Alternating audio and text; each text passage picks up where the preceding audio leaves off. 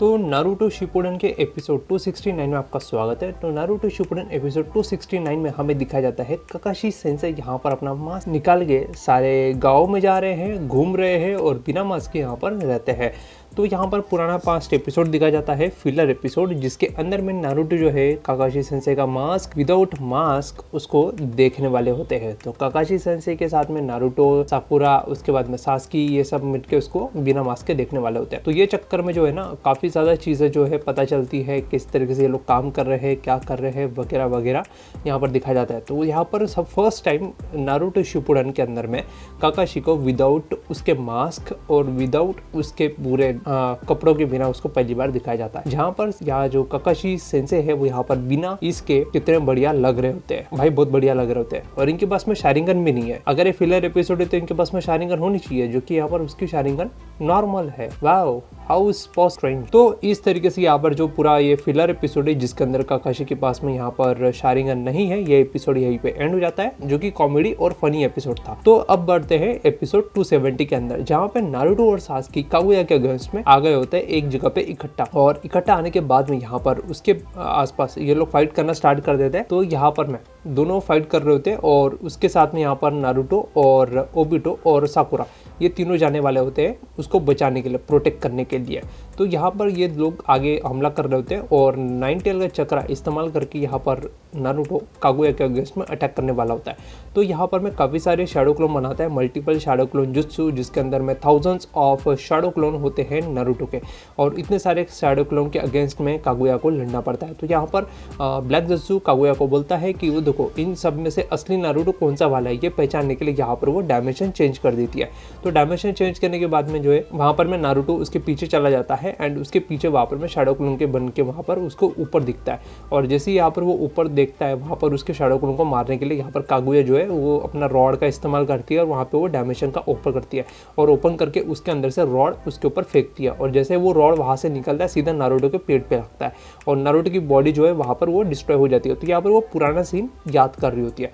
उसके बाद में यहाँ पर हमें दिखाया जाता है कि नारुतो जो है यहाँ पर 5 सेज बॉल यहाँ पर दूसरे शैडो क्लोन पे लगा देता है, नकली वाले शैडो क्लोन पे, और वहाँ पर कागुया का ध्यान अपनी तरफ खींच रहा होता है दूसरे शैडो क्लोन के ऊपर रख के, और नारुतो की असली बॉडी दूसरे बाकी शैडो क्लोन के पीछे छुप के सब कुछ कागुया को बिजी रख रहा होता है, ताकि वो कामो डायमेंशन का या जो भी उसका डायमेंशन है वो डायमेंशन का पावर इस्तेमाल करके उसके ऊपर हमला ना कर पाए, या फिर जो इनको बाकी दो लोगों को वापस इसने ड्रॉप किया हुआ है उस डायमेंशन में, पर्टिकुलर डायमेंशन में, वो डायमेंशन में इनको कोई दिक्कत ना हो सास्की को ढूंढने के लिए। तो ये दूसरे डायमेंशन में सास्की को ढूंढने के लिए आए होते हैं और उसको अलग अलग डायमेंशन में अपना कामो डायमेंशन का इस्तेमाल करके अलग अलग डायमेंशन में स्पेस और टाइम के बीच में यहाँ पर उसको ढूंढ रहे होता है। जहाँ पे कागुया का जितने भी 4-5 डायमेंशन थे वो डायमेंशन के अंदर में ढूंढने लगता है।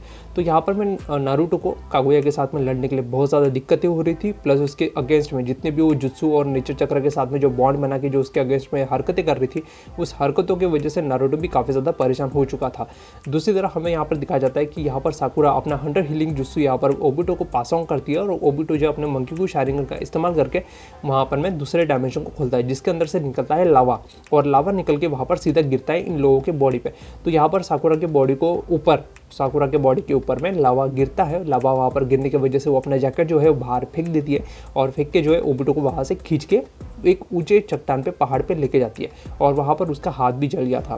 तो वो 100 हीलिंग जुत्सु का थोड़ा सा अपना टाइम अप करती है और टाइम अप करने के बाद में ओबिटो को बोलती है कि ठीक है मैं ठीक हूँ, मेरे पास में 100 हीलिंग जुत्सु है, मैं खुद को हील कर लूँगी, मेरे लिए बहुत छोटी सी चोट है। तो यहाँ पर वो वापस से ओबिटो को वापस से इंकरेज करती है, हिम्मत देती है, दोबारा हम लोग ट्राई करेंगे।